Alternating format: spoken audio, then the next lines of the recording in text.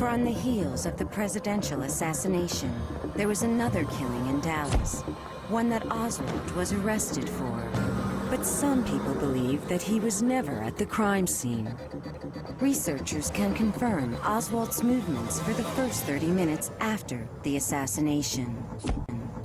Just before 1 p.m., he walked into his boarding house at 1026 North Beckley in the Oak Cliff section of Dallas. Housekeeper Erlene Roberts saw him leave moments later. No one saw him for the next 15 minutes. For unknown reasons, this man shot the police officer, then fled the scene. 35 minutes later, Oswald was arrested and soon charged with the murder. If Oswald was able to arrive at 10th and Patton in 15 minutes, then he could have shot Officer Tippit. But some theorists claim these times don't add up. From point A, the boarding house, to point B, where Tippit was shot.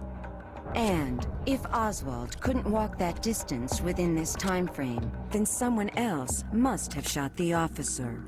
On the day of the assassination, a lot of the traffic was off the streets because everybody was in watching television or listening to the radio because they'd heard about the assassination of the president. 3, 2, 1, stop.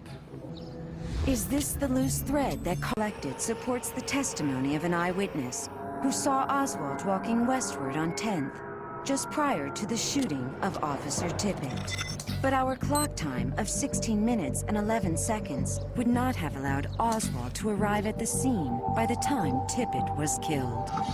If the eyewitness who forced us to construct this route is correct, the case for Oswald as a lone gunman begins to fall apart. Either someone helped him arrive in time, or someone else shot Officer Tippit. But there was another eyewitness, Helen Markham, and she was closer to the crime scene.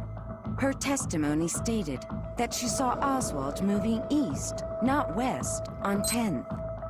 Is there a route that could place Oswald on this path towards Tippit's? Okay. This route takes Oswald along Davis for half a block, then up Crawford to 10th, then over to Patton, where he is confronted by Officer Tippit. 3, 2...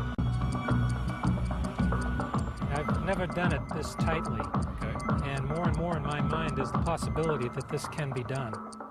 3, 2, 1, stop. Total time it took our Oswald to walk from the boarding house to the corner of 10th and Patton is 11 minutes, 10 seconds. Plenty of time for him to make it to the... So another potential myth has been dispelled here today.